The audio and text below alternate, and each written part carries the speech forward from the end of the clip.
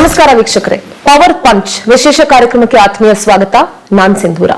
ಇತ್ತೀಚಿನ ದಿನಗಳಲ್ಲಿ ಅಥವಾ ಇತ್ತೀಚಿನ ರಾಜಕಾರಣದಲ್ಲಿ ನೀವು ಗಮನಿಸ್ತಾ ಹೋಗ್ತಾ ಇದ್ರೆ ಕಾಂಗ್ರೆಸ್ ನಲ್ಲಿ ಹೇಗೆ ಡೆವಲಪ್ಮೆಂಟ್ ಗಳಾಗ್ತಾ ಇದೆಯೋ ರಾಜ್ಯ ರಾಜಕಾರಣದಲ್ಲಿ ಬಿಜೆಪಿಯಲ್ಲೂ ಕೂಡ ಸಾಕಷ್ಟು ಡೆವಲಪ್ಮೆಂಟ್ ಗಳಾಗ್ತಾ ಇದೆ. ಒಂದು ವಿಜೇಂದ್ರ ಟೀಮ್ ಅಂತ ಒಂದಾಗಿದೆ, ಯತ್ನಾಳ್ ಟೀಮ್ ಅಂತ ಒಂದಾಗಿದೆ.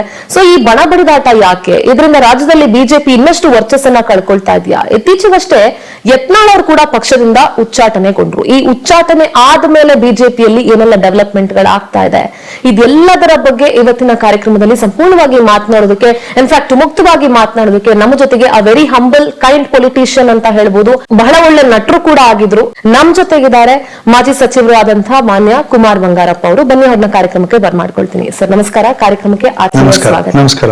ನಿಮ್ಮ ಹಳೆಯ ಸಿನಿಮಾಗಳಲ್ಲಿ ನಿಮ್ಮ ಮುಖದಲ್ಲಿ ಯಾವ ವರ್ಚಸ್ ಇತ್ತು, ಆ ನಗು ಇತ್ತು, ಆ ಎನರ್ಜಿ ಇತ್ತು, ಈಗಲೂ ಕೂಡ ಅದೇ ಕಾಣಿಸ್ತಾ ಇದೆ. ಅದರ ಸೀಕ್ರೆಟ್ ಏನು? ಸೀಕ್ರೆಟ್ ಏನು ಅಂದ್ರೆ ಅಲ್ಲೂ ಜನ ಇದ್ರು, ಅಲ್ಲೂ ಕ್ಯಾಪ್ಟನ್ ಇದ್ರು, ಡೈರೆಕ್ಟರ್ ಆಫ್ ದ ಶಿಪ್. ಅಂದ್ರೆ ನಾನು ಏನಾದ್ರು ತಪ್ಪು ಮಾಡಿದೆ ಅಂದ್ರೆ I had a retake in my cinema. ಕಲಾವಿದನಾಗಿ ಮಾಡೋದಕ್ಕೆ ನಮ್ಮ ಪ್ರೊಡಕ್ಷನ್ ಅನ್ನದಾತರುಗಳು, ನಮ್ಮ ಪ್ರೊಡ್ಯೂಸರ್ಸ್ ಎಲ್ಲ ಇದ್ರು. ಇವತ್ತು ರಾಜಕೀಯ ಕ್ಷೇತ್ರದಲ್ಲಿ ಮೂಲವಾಗಿ ನಮಗೆ ಜನನೇ, ಅಲ್ಲಿ ಅಭಿಮಾನಿಗಳಿದ್ರು, ಇಲ್ಲಿ ಅಭಿಮಾನಿಗಳು ಮತ್ತು ಮತದಾರರಿದ್ದಾರೆ. ನಾನು ಕಲಾವಿದನಾಗಿದ್ದಾಗ ನನ್ನ ಕರೆದಾಗ ನಾನು ನಟನಾಗಬಲ್ಲೆ, ಬಟ್ ಇಲ್ಲಿ ಹಂಗಾಗೋದಿಲ್ಲ. ಒಂದ್ಸರಿ you are committed for life. So ಸೇವೆ ಅಂತಕ್ಕಂಥ ಪದವನ್ನ ಇಲ್ಲಿ ಒಂದು ಸರಿ ನೀವು ಮನಸಾರೆ ಅದನ್ನು ಒಪ್ಪಿದ ಮೇಲೆ ಅದನ್ನ ಜನ ಜೊತೆಗೆ ತಗೊಂಡು ಹೋಗ್ತಕ್ಕಂಥ ಕೆಲಸ ಮಾಡಬೇಕಾಗತ್ತೆ. ಅವಕಾಶ ಸಿಕ್ಕಾಗ ಅವರಿಗೆ ಒಳ್ಳೇದನ್ನ ಮಾಡಬೇಕು, ನಮ್ಮ ರಾಜ್ಯಕ್ಕೆ ಒಳ್ಳೇದ ಮಾಡಬೇಕು, ನಮ್ಮ ಕನ್ನಡಿಗರಿಗೆ ಒಳ್ಳೇದು ಮಾಡಬೇಕು ಅನ್ನೋದು ನಮ್ಮ ಅಭಿಲಾಷೆ. ನೀವು ಮಾತನಾಡ್ತಾ ಹೇಳ್ತಾ ಇದ್ರಿ ರೀಟೇಕ್ಸ್ ಇತ್ತು ನನಗೆ ಸಿನಿಮಾದಲ್ಲಿ ಅಂತ. Do you think you have retake in politics also? ರೀಟೇಕಿಗೆ ನನಗೆ ಅವಕಾಶ ಇಲ್ಲ, ಆದ್ರೆ ರೀಟೇಕ್ ಮಾಡಕ್ಕಿಂತ ಮುಂಚೆ ಸಮಯ ಇದೆ. ಇಲ್ಲಿ ನನಗೆ ಮತ್ತೊಂದು ಅವಕಾಶ ಅನ್ನೋದು ಇರೋದಿಲ್ಲ. ಮಾತಾಡೋದಕ್ಕಿಂತ ಮುಂಚೆ ಯೋಚನೆ ಮಾಡಿ ಮಾತಾಡ್ಬೇಕು. ಪ್ರತಿದಿನ ಸುದ್ದಿಯಲ್ಲಿ ಯತ್ನಾಳ್ ಮತ್ತು ತಂಡ ದೆಹಲಿಗೆ ಹೋದ್ರು, ಅಲ್ಲಿ ಹೋದ್ರು, ಇಲ್ಲಿ ಹೋದ್ರು, ಅರವಿಂದ್ ಲಿಂಬಾವಳಿ ಅವ್ರ ಮನೇಲಿ ಮೀಟಿಂಗ್ ಮಾಡಿದ್ರಂತೆ, ಕುಮಾರ್ ಬಂಗಾರಪ್ಪ ಅವ್ರ ಮನೇಲಿ ಮೀಟಿಂಗ್ ಮಾಡಿದ್ರಂತೆ. ಇದೆಲ್ಲ ಕೇಳುವಾಗ ಎಲ್ಲೊಂದ್ ಕಡೆ ಅರೆ ಏನಿರ್ಬೋದು ಇವ್ರ ಟೀಮ್ದು ಪ್ಲಾನು ಅಂತ ಬಹಳಷ್ಟು ಕ್ಯೂರಿಯಾಸಿಟಿ ಇದೆ. ಸರ್ ಏನ್ ಹೇಳ್ತೀರಿ? What's A plan? 2 ವರ್ಷ ಕಳೆದಿದ್ದೀವಿ, ಇನ್ನು 3 ವರ್ಷ ಇದೆ. 3 ವರ್ಷದಲ್ಲಿ ಇಲ್ಲಿ ನಾವು ಯಾರದೇ ವಿರುದ್ಧವಾಗಿ ವೈಯಕ್ತಿಕವಾಗಿ ಮಾಡ್ತಾ ಇಲ್ಲ. Because this is A national party, we are in the national party. ನಮ್ಗೆ ಅವರೊಬ್ಬರು ರಾಷ್ಟ್ರೀಯ ಅಧ್ಯಕ್ಷರು ಇದ್ದಾರೆ ಮತ್ತು ಸಂಘಟನೆ ಇದೆ. ಇಲ್ಲಿ ನಮಗೆ ಆಗಿರ್ತಕ್ಕಂಥ ಒಂದು ಕಟ್ಟುಪಾಡುಗಳಿದ್ದಾವೆ, ಅದರಿಂದ ನಾನು ದಾಟಿ ಹೋಗೋದಕ್ಕೆ ಆಗೋದಿಲ್ಲ. ಆದ್ರೆ ನಮಗೆ ಎಲ್ಲಿ ನಾವು ಇಂಡಿವಿಜುವಲ್ ಆಗಿ ನಾವು ಯೋಚನೆಗಳನ್ನ ಮಾಡ್ತಾ ಇದ್ವಿ, ಅದು ಇಂಡಿವಿಜುವಲ್ ಆಗಿ ಮಾಡ್ತಾ ಇರ್ತಕ್ಕಂಥದ್ದು ಸರಿನೋ ತಪ್ಪು ಅನ್ನೋದು ಮಾಡೋದಕ್ಕೆ ನಮಗೆ ಒಂದು ತಂಡವಾಗಿ ನಾವು ರಚನೆ ಮಾಡ್ಕೊಂಡ್ವಿ. ಅಂದ್ರೆ ಅದು ನೀರಾವರಿ ಬಗ್ಗೆ ಇರ್ಬೋದು, ರಾಜಕೀಯದ ಬೆಳವಣಿಗೆ ಬಗ್ಗೆ ಇರ್ಬೋದು. ಇವಾಗ ನಾವು ಮಾಡಿರ್ತಕ್ಕಂಥ ವಕ್ಫ್, ನಾವೇನು ಒಂದು ಹೋರಾಟವನ್ನ ನಾವು ಶುರು ಮಾಡಿದ್ವಿ, ನಾವು ಅಲ್ಪ ಸ್ವಲ್ಪ ಎಲ್ಲೋ ಒಂದು ಹತ್ರ ನಾನು ವಿಧಾನಮಂಡಲದ ಅಲ್ಪಸಂಖ್ಯಾತರ ಹಿಂದುಳಿದ ಸಮಿತಿ ಅಧ್ಯಕ್ಷನಾದಂಥ ಸಂದರ್ಭದಲ್ಲಿ ಹಲವಾರು ವರ್ಷಗಳು ನಾನು ಅಲ್ಲಿ ಕೆಲಸ ಮಾಡಿದಾಗ ಹಿಂಗೆ ವಕ್ಫ್ ಅಂತ ಇದೆ, ಬಹಳಷ್ಟು ಅನ್ಯಾಯ ನಡೀತಾ ಇದೆ ಅಲ್ಲಿ, ಈ ತರ ಎಲ್ಲ ಮಾಡಬೇಕು ಅಂದಾಗ ಸಡನ್ ಆಗಿ ಅದು ನ್ಯಾಷನಲ್ ಇಶ್ಯೂ ಆಗಿ ಪರಿವರ್ತನೆ ಆಯಿತು. ನಮ್ಮ ಹೋರಾಟ ಬಿಜಾಪುರದಲ್ಲಿ ಯತ್ನಾಳ್ ಅವರು ಶುರು ಮಾಡಿದ್ರು, ಅದು ರಾಷ್ಟ್ರ ಮಟ್ಟದಲ್ಲಿ ಅದು ಪ್ರತಿಧ್ವನಿಸ್ತು. ಪಾರ್ಲಿಮೆಂಟ್ನಲ್ಲಿ ಅದು ಚರ್ಚೆ ಆಯಿತು. ನಿನ್ನೆ ಮೊನ್ನೆ ಲೋಕಸಭೆಯಲ್ಲಿ ಮತ್ತು ಲೋಕಸಭೆಯಲ್ಲಿ ಅಂಗೀಕಾರ ಆಗಿ ಇವತ್ತು ಅದು ಕಾನೂನಾಗಿ ಜನಗಳ ಮುಂದೆ ಮತ್ತು ವಿಶೇಷವಾಗಿ ಮುಸ್ಲಿಂ ಮೈನಾರಿಟೀಸ್ಗೆ, ಅಲ್ಪಸಂಖ್ಯಾತರ ಮೈನಾರಿಟೀಸ್ಗೆ ಅದನ್ನ ನ್ಯಾಯ ಒದಗಿಸ್ಕೊಡ್ತಕ್ಕಂಥ ಕೆಲಸ ಇವತ್ತು ನಮ್ಮ ಪಕ್ಷ ಅಂದ್ರೆ ಯತ್ನಾಳ್ ತಂಡ ಅಂತ ಹೇಳ್ಬಿಟ್ಟು ಯತ್ನಾಳ್ ಅವರು ಬಿಜಾಪುರದಲ್ಲಿ ಅವರ ಸಮಸ್ಯೆಗಳನ್ನ ಇಟ್ಕೊಂಡು ಹೋದಾಗ ಅದು ಯತ್ನಾಳ್ ತಂಡವಾಗಿ ನಮ್ಮ ಸಾರ್ವಜನಿಕರು ಮೀಡಿಯಾದವರು ಅದಕ್ಕೆ ಒಂದು ತಂಡ ಕೊಟ್ಟರು. But we all belong to BJP party. ನಮ್ಮ ಪಕ್ಷದೊಳಗಿನ ಕೆಲವು ನ್ಯೂನತೆಗಳನ್ನ ನಮ್ಮ ಮನವಿ ಮುಖೇನ ವರಿಷ್ಠರಿಗೆ ಮತ್ತು ನಮ್ಮ ಹಿರಿಯರಿಗೆ, ರಾಜ್ಯದ ಕೆಲವರು ನಾಯಕರುಗಳಿಗೆ, ಇವರೆಲ್ಲರಿಗೂ ಕೂಡ ತಂದು ಕೊಟ್ಟುಬಿಟ್ಟು ಮುಂದೆ ಹೋಗ್ತಕ್ಕಂಥ ಕೆಲಸವನ್ನ ನಾವು ಮಾಡ್ತಾ ಇದ್ದೀವಿ. ನೀವು ವಕ್ಫ್ ಬಗ್ಗೆ ಮಾತಾಡ್ತಿರಿಂದ ನಾನು ಮೊದಲು ಅದೇ ವಿಚಾರ ತೆಗೆದುಕೊಳ್ತೀನಿ. ನೀವು ಹೋರಾಟ ಮಾಡಿದ್ವಿ ಅಂಡ್ ನೀವು ಹೇಳ್ತಾ ಇದ್ರಿ ಇದು ಬಿಜೆಪಿ ಪಕ್ಷದ ಹೋರಾಟ, ತಂಡ ಅನ್ನೋದು ಮಾಧ್ಯಮಗಳು ಅಥವಾ ಜನ ಕೊಟ್ಟಿರುವಂತಹ ಹೆಸರು ಅಂತ. ಯಾಕೆ ಹಂಗ ಅನ್ನಿಸ್ತು ಅಂದಾಗ ಬೇರೆ ಬೇರೆ ಈಗ ಮೂಡ ಹಗರಣದ ವಿಚಾರ ಇರಬಹುದು ಅಥವಾ ಬೇರೆ ಬೇರೆ ವಿಚಾರಕ್ಕೆ ವಿಜೇಂದ್ರ ನೇತೃತ್ವದಲ್ಲಿ ಅಥವಾ ಅಶೋಕ್ ಅವರ ನೇತೃತ್ವದಲ್ಲಿ ಹೋರಾಟ ಆದಾಗ ನೀವುಗಳು ಯಾರು ಅದ್ರಲ್ಲಿ ಭಾಗಿಯಾಗಿರ್ಲಿಲ್ಲ. ಭಿನ್ನಾಭಿಪ್ರಾಯ ಇದೆ ಅನ್ನೋದು ಅಷ್ಟಲ್ಲೇ ಗೊತ್ತಾಗ್ಬಿಡುತ್ತೆ. ಯಾಕಂದ್ರೆ ಇಡೀ ಬಿಜೆಪಿ ಅಂದಾಗ ನೀವು ಯುನೈಟ್ ಆಗ್ಬೇಕಾಗಿತ್ತು, ಅಲ್ಲಿ ಆಗ್ಲಿಲ್ಲ. ಸೊ ನೀವು ವಕ್ಫ್ ವಿರುದ್ಧ ಹೋರಾಟ ಮಾಡ್ತೀರಾ ಅಂದಾಗ ಅಲ್ಲಿ ವಿಜೇಂದ್ರ ಒಂದಷ್ಟು ಅಪಸ್ವರಗಳು ಮಾತನಾಡಿದ್ರು, ಅಪಸ್ವರಗಳು ಬಂತು, ಸೆಪರೇಟ್ ಆಗಿ ಮಾಡ್ತಿದ್ದೀರಾ ಅಂತ ಬಂತು, JPC ಕಮಿಟಿ ಬಂದ್ರು, ಜಗದಂಬ ಪಾಲ್ ಅವ್ರು ಬಂದ್ರು, ನಿಮ್ ಹತ್ರ ಮನವಿ ತಗೊಂಡ್ರು. ಇದೆಲ್ಲ ನೋಡಿದಾಗ ನೀವು ಮಾಡ್ತಿರುವಂತಹ ಹೋರಾಟಕ್ಕೆ ಸಿಗ್ತಾ ಇರುವಂತಹ ಸಕ್ಸಸ್ ಈಗ ವಿಜೇಂದ್ರ ಅಥವಾ ಉಳಿದಂತೆ ಹೇಳ್ಬೇಕಂದ್ರೆ ಬಿಜೆಪಿ ಅಧಿಕೃತವಾಗಿ ಬಿಜೆಪಿ ಕಡೆಯಿಂದ ಮಾಡಿದಂತ ಹೋರಾಟ ಅಷ್ಟು ಸಕ್ಸಸ್ ಕೊಡ್ಲಿಲ್ಲ ಅನ್ನುವಂಥದ್ದು ಕಾಣಿಸ್ತಾ ಇದೆ. ಏನಿರಬಹುದು ಇದಕ್ಕೆ? What could be the reason for this? Basically ನಾವು ಫಸ್ಟ್ ಶುರು ಮಾಡಿದ್ದು ಮಹರ್ಷಿ ವಾಲ್ಮೀಕಿ ಅವರ ಹೋರಾಟ SCP-TSP ನಲ್ಲಿ ಕರ್ನಾಟಕ ರಾಜ್ಯ ನಮ್ಮ ಪರಿಶಿಷ್ಟ ಪಂಗಡಗಳ ಮತ್ತು ಪರಿಶಿಷ್ಟ ಜಾತಿಗಳ ಹಣವನ್ನ ದುರ್ಬಳಕೆ ಮಾಡ್ಕೊಳ್ತಾ ಇದೆ, ಕಾನೂನು ಬಿಟ್ಟುಬಿಟ್ಟು ಆ ಹಣವನ್ನ ತನ್ನ ರಾಜಕೀಯದ ತೆರಳಿಗೆ ಮಾಡ್ಕೊಳ್ತಾ ಇದೆ ಅಂತಕ್ಕಂಥದ್ದು ನನಗೆ ಅನಿಸಿತ್ತು. ಆ ಕಾರಣಕ್ಕೋಸ್ಕರ ನಾವು SCP-TSP ಪರಿಶಿಷ್ಟ ಪಂಗಡಗಳ ವಾಲ್ಮೀಕಿ ಬೋರ್ಡಿನ ವಾಲ್ಮೀಕಿ ಜನಗಳ ಅಲ್ಲಿಯ ಪರಿಸ್ಥಿತಿಗಳನ್ನು ನೋಡಿ ಹಣ ಬಗ್ಗೆ ನಾವು ಕೂಡಲ ಸಂಗಮದಿಂದ ಬಳ್ಳಾರಿವರೆಗೂ ನಾವು ಪಾದಯಾತ್ರೆ ಮಾಡಬೇಕು ಅಂತ ಹೇಳಿ ಮಾಡಿದ್ವಿ. ಬಟ್ ಅದನ್ನ ನಾನಾ ರೀತಿಯಲ್ಲಿ ಅದನ್ನ ವರಿಷ್ಠರು ಇಲ್ಲ ಮಾಡೋದು ಬೇಡ ಇದು ಸದ್ಯಕ್ಕೆ ಅಂತ ಹೇಳಿ ಅವತ್ತಿನ ದಿನ ಒಂದು ಸ್ವಲ್ಪ ವರಿಷ್ಠರಿಂದನೂ ಮತ್ತೊಂದರಿಂದನೂ ನಮಗೊಂದು ಸಂದೇಶವನ್ನ ತರ ಬಂತು ಎಲ್ಲರೂ ಇನ್ನು. ಬಟ್ ನಾವು ಇದೇ ರೀತಿಯಲ್ಲಿ ವಕ್ಫ್ದನ್ನ ತಗೊಂಡಾಗ ಎಂಟೈರ್ ಡೀಟೇಲ್ಸ್ ಏನ್ ನಡೀತಾ ಇದೆ, ಅಂತರಾಳದಲ್ಲಿ ಏನ್ ನಡೀತಾ ಇದೆ ಅನ್ನೋದು ನಮಗೆ ಅಲ್ಲಿ ಗೊತ್ತಿತ್ತು. ಆ ಕಾರಣಕ್ಕೋಸ್ಕರ ನಮ್ಮ ಟೀಮ್ ಜೊತೆಗೆ ಚರ್ಚೆ ಮಾಡ್ತಾ ಇದ್ವಿ. ಚರ್ಚೆ ಮಾಡಿದಾಗ ಅವ್ರು ಏನ್ ಹೇಳಿದ್ರು ಅಂದ್ರೆ, ಇಲ್ಲ ಇದನ್ನ ಒಂದು ಸ್ವಲ್ಪ ದೊಡ್ಡ ಮಟ್ಟಕ್ಕೆ ತಗೊಂಡು ಹೋಗ್ಬಿಡೋಣ, ಲೆಟ್ ಸ್ಟಾರ್ಟ್ ಫ್ರಮ್ ಬೀದರ್ ಅಂತಿದ್ದಂಗೆನೆ ಬಿಜಾಪುರದಲ್ಲಿ ಯತ್ನಾಳ್ ಅವರು ನನಗೆ ನಮ್ಮ ಕ್ಷೇತ್ರದಲ್ಲೇನೆ ಈ ತರ ಸಮಸ್ಯೆ ಇದೆ, ನಾನು ಇವತ್ತೇ ಹೋಗಿ ಸ್ಟಾರ್ಟ್ ಮಾಡ್ತೀನಿ ಅಂದ್ರು. ನೀವು ಸ್ಟಾರ್ಟ್ ಮಾಡ್ಕೊಳ್ಳಿ, we will also come and join ಅನ್ನೋ. ಶೋಭಾ ಕರಂದ್ಲಾಜೆ ಬಂದ್ರು, ನಮ್ಮ parliamentary affairs and minorities Kiran Rijiju ಅವ್ರ ಹತ್ರ ನಾವು ಮನವಿ ಮಾಡ್ಕೊಂಡ್ವಿ. ಅವರಿಗೆ ನಮ್ಮ ತಂಡದ ಮಾಹಿತಿಗಳು ಬಹಳಷ್ಟು ಒಂದು ಒತ್ತನ್ನು ಕೊಟ್ಟರು. ಯತ್ನಾಳ್ ಅವರು ಬಳಸಿದಂತಹ ಪದ ಇರಬಹುದು ಅಥವಾ ಅವರ ಅಗ್ರೆಸಿವ್ನೆಸ್ ಇರಬಹುದು, ಈಗ ಎಲ್ಲವೂ ಕೂಡ ಅವರ ಉಚ್ಚಾಟನೆಗೆ ಕಾರಣವಾಯ್ತಾ ಅಂತ. And still it has not stop that. Karnataka ರಾಜ್ಯದಲ್ಲಿ ಮೂಲೆಗೆ ಕನ್ನಡವನ್ನ ಬೇರೆ ಬೇರೆ ರೀತಿಯಲ್ಲಿ ನಾವು ಮಾತಾಡ್ತೀವಿ. ಉತ್ತರ ಕರ್ನಾಟಕದಲ್ಲಿ ಮಾತನಾಡೋರು ಒಂದ್ ಸ್ವಲ್ಪ ನಮಗೆ ಅವ್ರ ಭಾಷೆ ಒಂದ್ ಸ್ವಲ್ಪ ಬಹಳ ಒರಟು ಅನ್ಸುತ್ತೆ, ಒಂದ್ ಸ್ವಲ್ಪ ಅದು ತೀಕ್ಷ್ಣ ಅನ್ಸುತ್ತೆ. ಆ ಕಾರಣಕ್ಕೋಸ್ಕರ ಯತ್ನಾಳ್ ಅವರ ಭಾಷೆ ಒಂದ್ ಸ್ವಲ್ಪ ಅದನ್ನ ಒಂದ್ ಸ್ವಲ್ಪ ಅವರು ಕೆಲವರು ಅದನ್ನ ಮಿಸ್ಯೂಸ್ ಮಾಡ್ಕೊಂಡಿರಬಹುದು. ಬರೀ ಭಾಷೆ ಮೇಲೆ ಸೀಮಿತ ಆಗಿರ್ಲಿಲ್ಲ ಸರ್. ನಾನು ಅವ್ರು ಆಡಿರ್ತಕ್ಕಂಥ ಮಾತನ್ನ ನಾನು ಪೂರ್ಣವಾಗಿ ನಾನು ಸಮರ್ಥಿಸ್ತಾ ಇಲ್ಲ ನಾನು. ಆದ್ರೆ ಆ ಭಾಷೆಯಲ್ಲಿ ಆಡಿರ್ತಕ್ಕಂಥದ್ದನ್ನ ಇವರು ಕೆಲವು ಸಂದರ್ಭದಲ್ಲಿ ಅದನ್ನ ಬಳಕೆ ಮತ್ತು ದುರ್ಬಳಕೆ ಆಗಿದೆ, ಮಾಡ್ಕೊಂಡಿದ್ದಾರೆ. ಬಟ್ ಅವ್ರು ಹೇಳಿರ್ತಕ್ಕಂಥ ಪದಗಳೇನಿದ್ದಾವೆ ಅಥವಾ ಉದ್ದೇಶ ಏನಿದೆ ಅದು ಹೈಕಮಾಂಡ್ಗೆ ರಾಂಗ್ ಆಗಿ ಕನ್ವೆ ಮಾಡಿದ್ದಾರೆ. ವಿಜೇಂದ್ರ ಅವ್ರ ವಿರುದ್ಧ ಅಷ್ಟೊಂದು ವಿರೋಧ ಯಾಕೆ? ಕೆಲಸ ಮಾಡ್ತಾ ಇಲ್ವಾ ಅಥವಾ ಕಾರ್ಯವೈಖರಿ ಸರಿ ಇಲ್ವಾ? ವಿಜೇಂದ್ರ ಅವರು ವೈಯಕ್ತಿಕ ನಮ್ಮ ಪಕ್ಕದ ಕ್ಷೇತ್ರದವರೇ, ಅವರು ಶಿಕಾರಿಪುರ ಕ್ಷೇತ್ರದವರು, ಸೊರಬಾದ ಪಕ್ಕದಲ್ಲಿ. ನಾವು ಶಿವಮೊಗ್ಗದಲ್ಲಿ ಒಂದತ್ರ ನಾವು ಆಡಳಿತ ಮಾಡ್ತಕ್ಕಂಥವ್ರು ಮತ್ತು ಆರ್ಗನೈಸೇಷನ್ ನಲ್ಲಿ ಬಿಜೆಪಿನಲ್ಲಿ ಮಾಡ್ತಕ್ಕಂಥವ್ರು ಒಂದು ಜಾಗದಲ್ಲಿ ಕೂತು ನಾವೆಲ್ಲರೂ ಒಂದು ಮನಸ್ಸಿನಿಂದ ಮುಂದಿನ ಪೀಳಿಗೆಗೆ ಅಥವಾ ಮುಂದಿನ ರಾಜಕೀಯ ಬೆಳವಣಿಗೆಗೆ ಅಥವಾ ಮುಂದಿನ ಚುನಾವಣೆಗಳಿಗೆ ನಾವೇನ್ ತಯಾರಿ ಆಗಬೇಕು ಅಂತ ಹೇಳಿ ಕೆಳಮಟ್ಟದಿಂದರೆ ಅಲ್ಲೂ ಕೂಡ ನಾನಾ ಕಾರಣಕ್ಕೆ ಅವರು ನಮ್ಮನ್ನು ವಿರೋಧ ಮಾಡ್ತಾರೆ. ಹಾಗಾಗಿ ಅವರು ವಿರೋಧ ಮಾಡ್ತಕ್ಕಂಥದ್ದಕ್ಕೆ ನಾನು ಯಾಕೆ ವಿರೋಧ ಮಾಡ್ತೀರಿ ಅಂತ ಹೇಳಿ 10 ಸಾರಿ ನಾವು ಕೇಳಿದೀವಿ. ಇವಾಗೆಲ್ಲ ಮುಂಚೆನೂ ಕೇಳಿದ್ವಿ.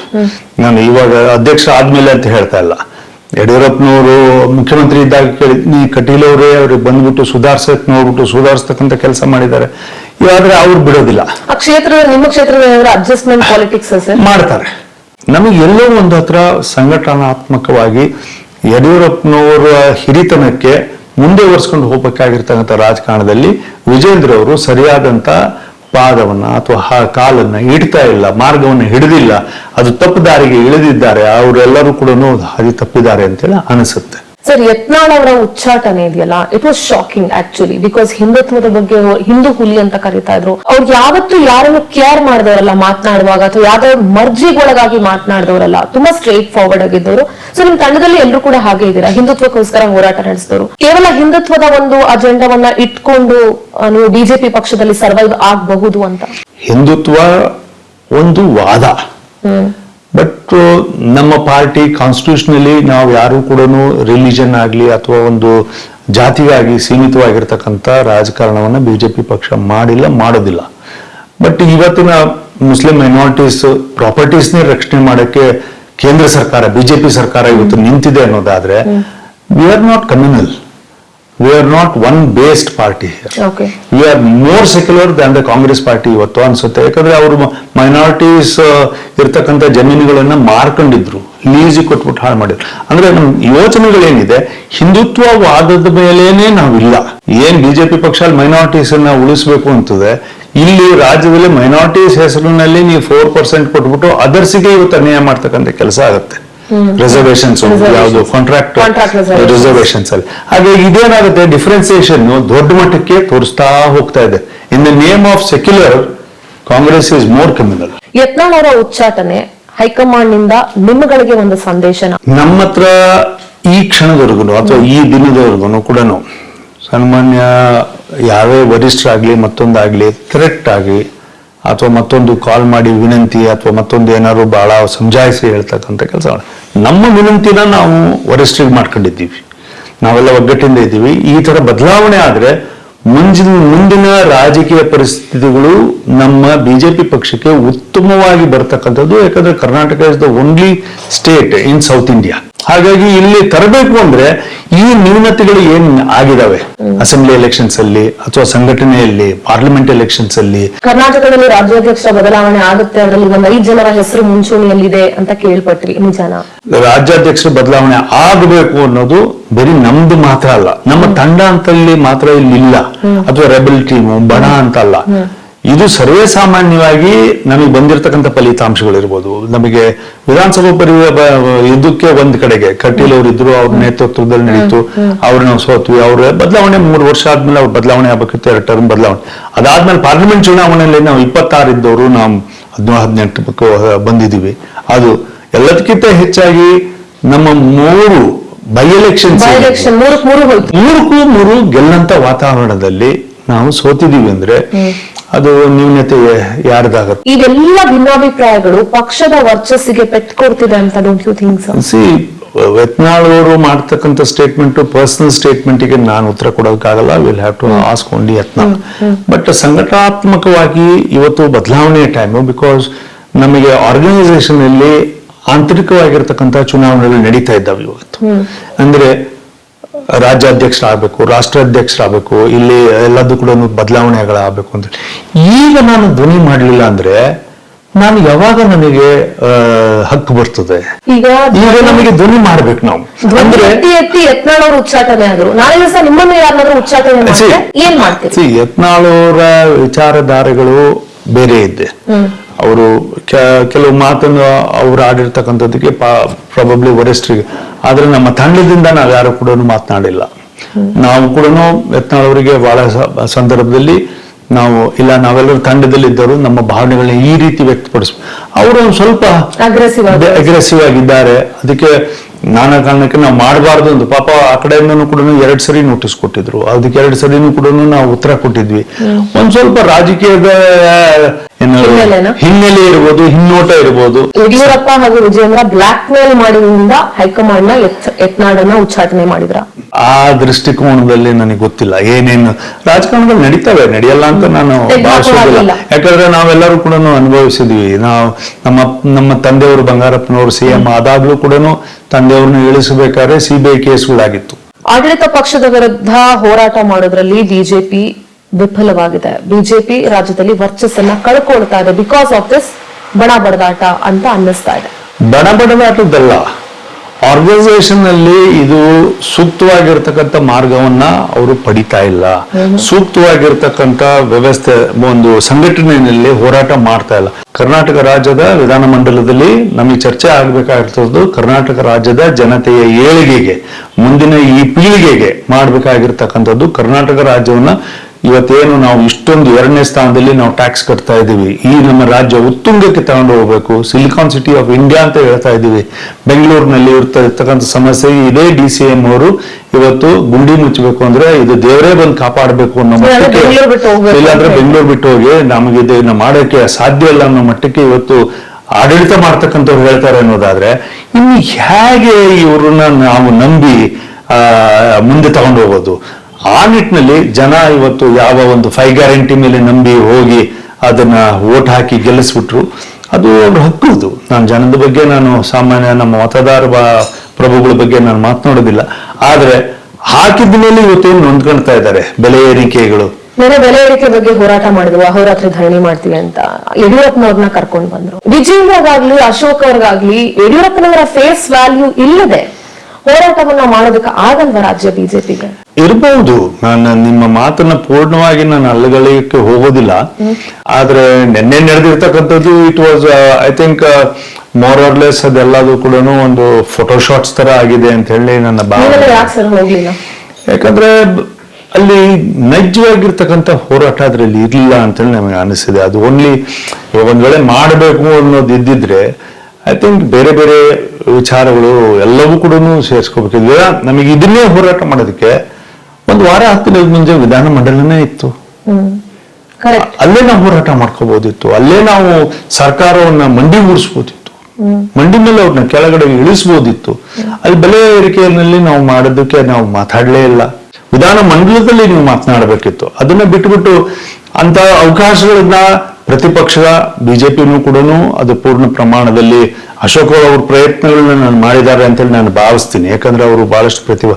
ಬಟ್ ಬೆರಳೆ ಸುನೀಲ್ ಅವರೊಬ್ರು ಮಾತನಾಡಿದ್ದಾರೆ ಈ ತರ ವಿಚಾರಗಳ ಬಗ್ಗೆ.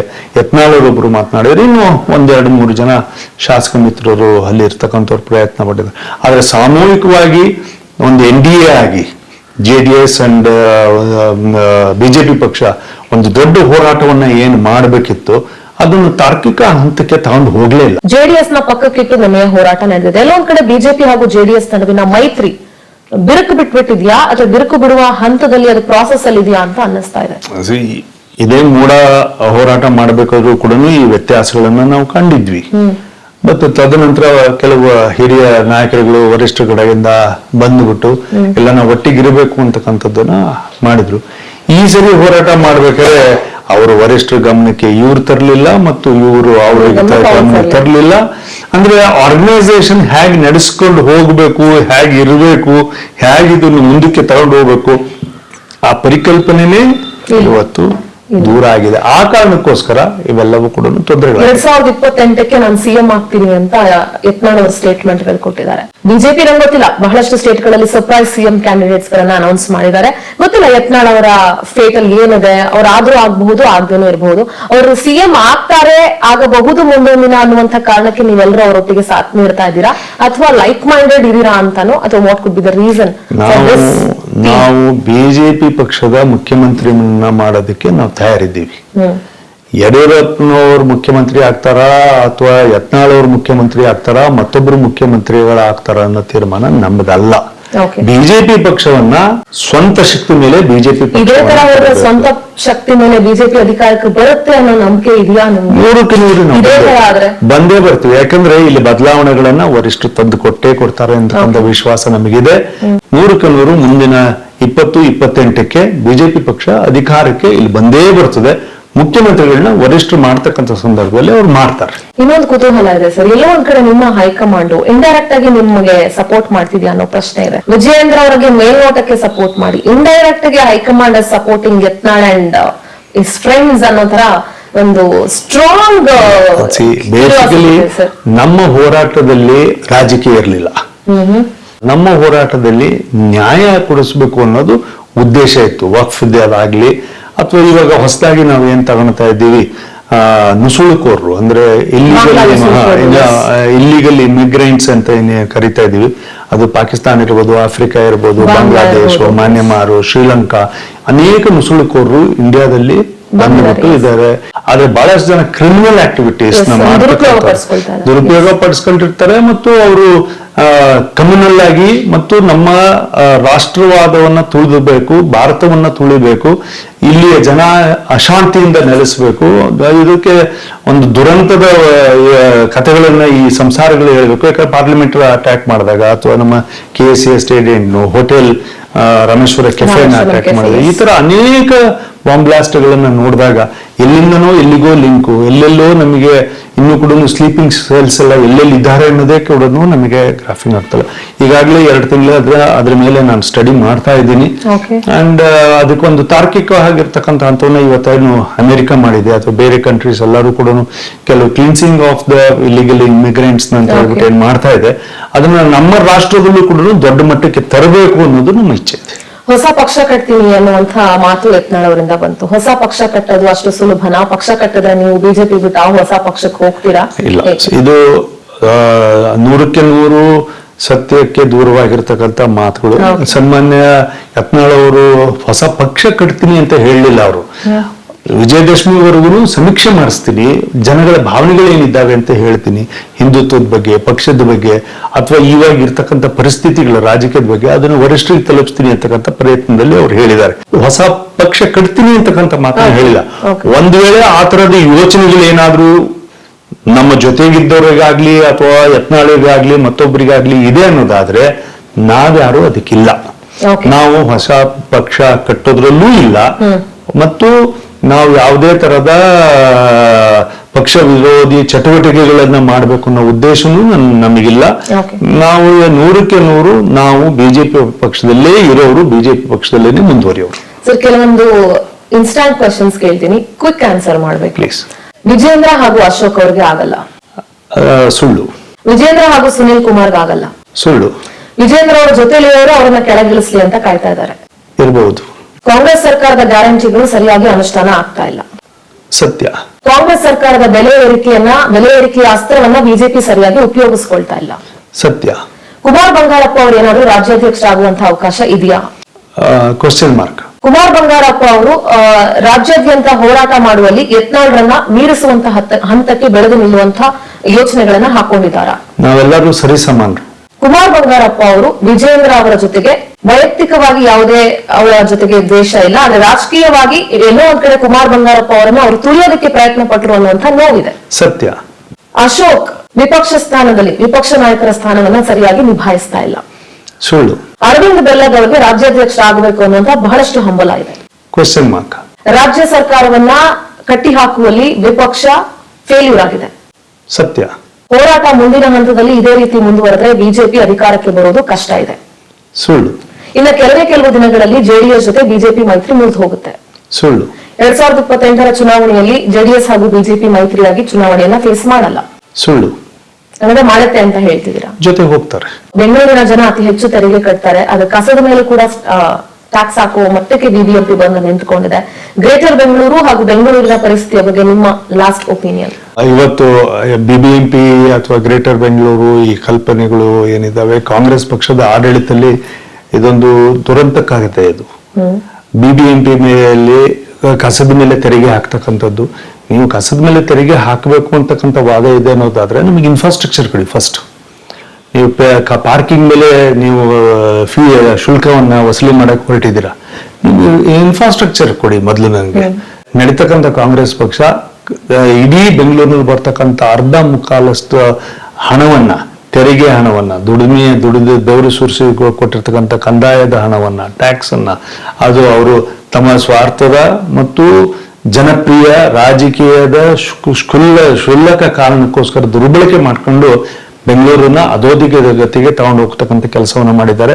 ಐ ಥಿಂಕ್ ಈಗಾಗಲೇ ಮಾನ್ಯ ಮುಖ್ಯಮಂತ್ರಿಗಳು ಬೆಂಗಳೂರನ್ನ ಕೈ ಬಿಟ್ಟು ಡಿಕೆ ಕೊಟ್ಟಿದ್ದಾರೆ. ಡಿಕೆ ಅವರು ಅದನ್ನ ಕೈ ಬಿಟ್ಬಿಟ್ಟು ದೇವರಿಗೆ ಬಿಟ್ಟಿದ್ದಾರೆ. ಹಾಗಾಗಿ ನಾವು ಟ್ಯಾಕ್ಸ್ ಅನ್ನ ದೇವರಿಗೆ ಬಿಡೋದಕ್ಕಾಗಲ್ಲ, ಅದು ನಮ್ಮ ದುಡಿಮೆ ಹಣ. ನಾವು ದೇವರಲ್ಲಿ ಭಕ್ತಿ ಇಟ್ಬಿಟ್ಟು ದೇವರ ಆಶೀರ್ವಾದದ ಮೇಲೆ ನಾವು ನಮ್ಮ ದುಡಿಮೆಯನ್ನ ಜೀವನವನ್ನ ಸಾಗಿಸ್ತಾ ಇರ್ತೀವಿ. ಹಾಗಾಗಿ ನಮ್ಮ ಹಣಕ್ಕೆ ನಾವೇ ಜವಾಬ್ದಾರರು. ಆ ಜವಾಬ್ದಾರಿ ಇರ್ತಕ್ಕಂಥ ಸಂದರ್ಭ ಇನ್ನು 3 ವರ್ಷದ ಮೇಲೆ ಮತ್ತೆ ನಮಗೆ ಆ ಕೈಗೆ ಸಿಗುತ್ತೆ. ನಮ್ಮ ಮತದ ಮುಖೇನ ಅದನ್ನ ನಾವು ಬದಲಾವಣೆ ಮಾಡಿಕೊಂಡು ಇಡೀ ಕರ್ನಾಟಕಕ್ಕೆ ಮಲ್ಟಿಪಲ್ ಆಂಗಲ್ಸ್ ಅಲ್ಲಿ ನೀವು ಕಾರ್ಪೊರೇಷನ್ಸ್ ನ ಮಾಡಕ್ ಹೊರಟಿರ್ತಕ್ಕಂಥದ್ದು ದುರಂತ. ಯಾಕಂದ್ರೆ ಇವೆಲ್ಲವೂ ಕೂಡ ಕನ್ನಡಿಗರಿಗೆ ಮಾಡ್ತಕ್ಕಂಥ ಅನ್ಯಾಯ ಆಗುತ್ತೆ. ಮೇಯರ್ ಒಬ್ಬರೇ ಇರಬೇಕು, ಪರಿಕಲ್ಪನೆ ಒಂದೇ ಇರಬೇಕು, ನಮಗೆ ಆಡಳಿತ ವರ್ಗ ಒಂದೇ ಆಗಬೇಕು. ಇಲ್ಲಿ ಯಾವುದೇ ತರವಾದ ಡಿಫ್ರೆನ್ಶಿಯೇಟ್ ಮಾಡಬಹುದು. ಇಲ್ಲ ಅಂದ್ರೆ ಇವತ್ತೇನು ನುಸುಳುಕೋರ್ರು ಅಂತ ಹೇಳಿದ್ವಿ, ಈಗಾಗಲೇ ಅದರಲ್ಲೇನೆ ಒಂದು ಭಾಗದಲ್ಲಿ ಅವರೇ ಸಪರೇಟ್ ಆಗಿ ನಾವು ಕಂಟೆಸ್ಟ್ ಮಾಡ್ತೀವಿ, ನಾವು ಕಾರ್ಪೊರೇಟರ್ಸ್ ಆಗ್ತೀವಿ ಅಂತಕ್ಕಂಥ ಲಕ್ಷಣಗಳು ಕೂಡ ನುಸುಳುಕೋರ್ರು ಇದ್ದಾರೆ. So we wish you all the best and good luck. Thank you so much. I thank Power TVಗೆ ತಮಗೆ ವಿಶೇಷವಾಗಿರ್ತಕ್ಕಂಥ ಕೃತಜ್ಞತೆಗಳು ಮತ್ತು ಧನ್ಯವಾದ. ನೋಡಲ್ಲ ವೀಕ್ಷಕರೇ, ಇದಿಷ್ಟು ಮಾಜಿ ಸಚಿವರಾದಂತಹ ಕುಮಾರ್ ಬಂಗಾರಪ್ಪ ಅವರ ಮನದಾಳದ ಮಾತುಗಳಾಗಿತ್ತು. ಎಸ್, ಐ ಥಿಂಕ್ ಆನೆಸ್ಟ್ ಆಗಿ ಅವ್ರು ಏನ್ ಮಾತುಗಳಿತ್ತು ಅದನ್ನ ಮಾತನಾಡಿದ್ದಾರೆ. ನೋಡೋಣ ಮುಂದಿನ ಹಂತದಲ್ಲಿ ಬಿಜೆಪಿ ವರಿಷ್ಠರು ಏನೆಲ್ಲ ನಿಲುವುಗಳನ್ನು ತೆಗೆದುಕೊಳ್ತಾರೆ, ರಾಜ್ಯಾಧ್ಯಕ್ಷರು ಕರ್ನಾಟಕದಲ್ಲಿ ಬದಲಾವಣೆ ಆಗ್ತಾರಾ ಇಲ್ವಾ, ಒಗ್ಗಟ್ಟಾಗಿ ಚುನಾವಣೆಯನ್ನ ಎದುರಿಸಲಿ, ಒಗ್ಗಟ್ಟಾಗಿ ಸರ್ಕಾರದ ಕಿವಿ ಹಿಂಡುವಂತ ಕೆಲಸವನ್ನ ಮಾಡ್ಲಿ ಅಂತ ಹೇಳ್ತಾ ಈ ಪವರ್ ಪಂಚ್ ಕಾರ್ಯಕ್ರಮ ಇಲ್ಲಿಗೆ ಮುಗಿಸ್ತಾ ಇದೀನಿ. ನೋಡ್ತಾರೆ ಪವರ್ ಟಿವಿ, ಇದು ನಿಮ್ಮ ಶಕ್ತಿ.